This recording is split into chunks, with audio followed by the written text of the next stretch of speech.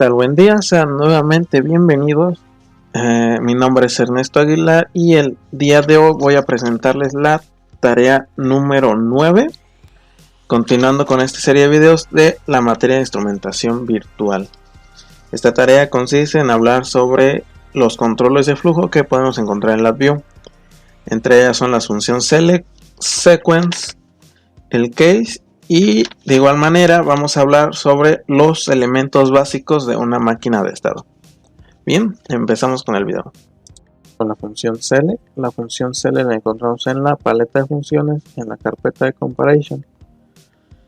Esta función devuelve el valor de cableado a la entrada T o a la entrada F según el valor de S. Si S es false, esta función devuelve el valor conectado a F. Si es true, va a dar el valor conectado a T. T es el valor que devuelve esa función si S pasa por un valor verdadero. F es el valor que devuelve esta función si S pasa por un valor falso. S es quien determina si la función devuelve el valor de T o F. Aquí lo podemos ver en un base simple, un interruptor que nos está mandando un verdadero o un falso a S, que se representa con este pequeño signo de interrogación. Si tenemos un valor falso, nos desplegará en el indicador el valor es falso. Si es verdadero, nos dirá que es verdadero. Y bien, esta es la función básica del Select. Bien, continuamos con la estructura Case. Esta estructura la encontramos en la paleta de funciones en la carpeta de Structures. El principio de esta es que de acuerdo a una condición dada va a ejecutar alguno de los casos que estén dentro de ella. A diferencia de la función anterior, es que podemos trabajar no solamente con casos de true y false, sino que podemos trabajar con dos o más casos. La forma de agregar más es dando clic derecho sobre la etiqueta del Case Selector y agregar algún caso, ya sea antes o después, dependiendo del orden que nosotros queramos. Como ejemplo, este es uno sencillo, es obtener la raíz cuadrada de algún número. Como bien se sabe, las raíces de números mayores iguales a 0 son posibles. En este caso sería un caso verdadero. Pero si el número fuese mayor a 0, es decir, negativo, no se pueden obtener las raíces. Por ejemplo, un 4, su raíz es 2. O menos 4 nos despliega el mensaje que no se puede obtener la raíz de este. Continuamos con las estructuras Flat Sequence. Esta estructura de secuencia contiene uno o más subdiagramas o fotogramas que se ejecutan en un orden secuencial.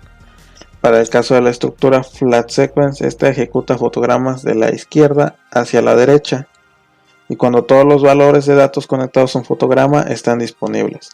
Los datos abandonan cada fotograma cuando termina de ejecutarse. Esto significa que la entrada de un marco puede depender de la salida de otro marco.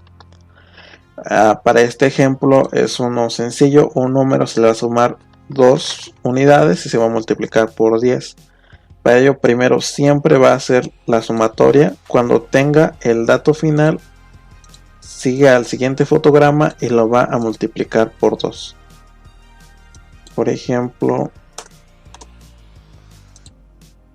aquí se puede ver cómo el dato llega a primer fotograma, se obtiene el resultado, pasa al segundo para después ponerlo en el.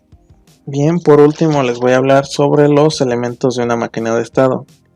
Una máquina de estados consiste en una serie de etapas y una función de transición que corresponde con la etapa siguiente. Cada cambio puede llevar a una o varias fases o finalizar el flujo del proceso. Entre sus componentes más básicos nos podemos encontrar con Shift Registers, usados para llevar a cabo el estado, una estructura Case que contiene un caso para cada estado y un código de transición que es el que determina el siguiente estado en base a los resultados de la ejecución del paso. Así como también nos encontramos una etapa inicial que es la que va a dar inicio al proceso y una condición que va a dar fin o va a detener el código. Entre sus usos más comunes de esta máquina de estados es crear una interfaz de usuario y usada en las pruebas de proceso. Bien, esto ha sido todo por el video, espero les haya gustado.